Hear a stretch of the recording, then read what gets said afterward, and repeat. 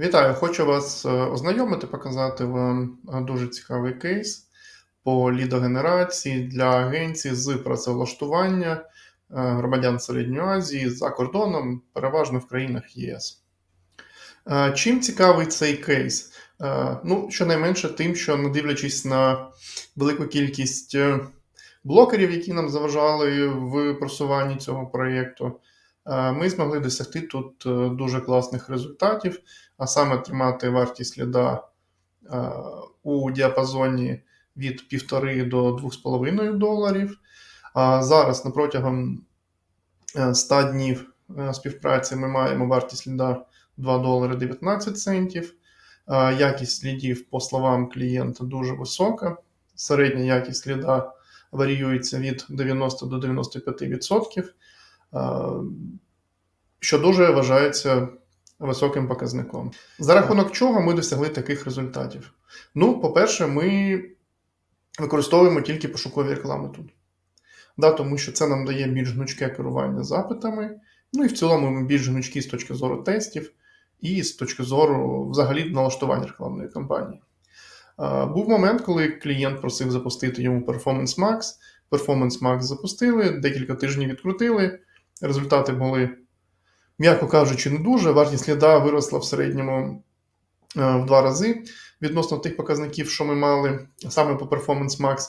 Тому вирішили взагалі відмовитися від цього формату реклами, а масштабувати те, що працює і так добре. Тут, до речі, на дашборді ви можете побачити ці самі блокери, особливо ці періоди. Ось період, бачимо, в нас реклама не працювала. Знову ж таки період, коли в нас реклама не працювала. І ще було багато таких точкових періодів, коли реклама не працювала. Не працювала за рахунок того, що сайт постійно блокували. Не в рекламному кабінеті, а саме сайт, саме домен. Тому що цікаво хто, хтось із конкурентів постійно скаржився на домен, що компанія займається скамом, і вони недобропорядні, м'яко кажучи. Але бізнес у клієнта максимально білий, він максимально легальний, є всі відповідні ліцензії на провадження такої діяльності, але за рахунок того, що ринок відносно вузький в тих країнах, в яких ми запускали, то навіть один конкурент, коли в тебе є, він заважає іншому конкуренту досягати кращих результатів. Але не дивлячись на все це, після того, як клієнт змінив сайт, тому що тут спочатку був один сайт з одним доменом, потім вони повністю його переробили, змінили на інший сайт з іншим доменом. І можемо побачити, взагалі можемо побачити на цьому прикладі, по-перше, системність роботи.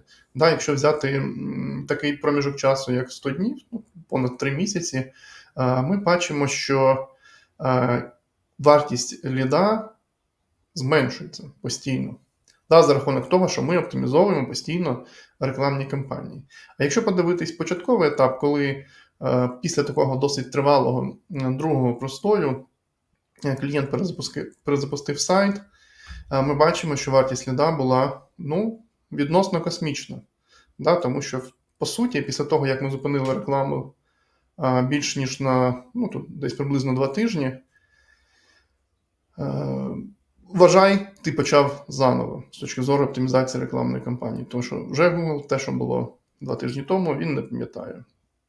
Відповідно, є такі стрибки у вартості конверсій, у кількості конверсій, відповідно, тому що це, в принципі, нормальний процес. Коли ти зупиняєш рекламу, вважай, що ти її перезапустив. У контекстній рекламі важлива стабільність та професіоналізм. Тоді у вас будуть такі ж результати, як у нашого клієнта. Результати були б ще кращі, якби клієнт не займався самодіяльністю. Це катастрофа для будь-якого проєкту. Коли клієнт вважає, що він розумніший, ніж ті люди, які займаються цим професійно протягом багатьох років. І не завжди рекомендації, які дає ChatGPT, їх можна в реальності застосувати до того чи іншого проєкту. Тому довіряйте професіоналам і не займайтесь самодіяльністю.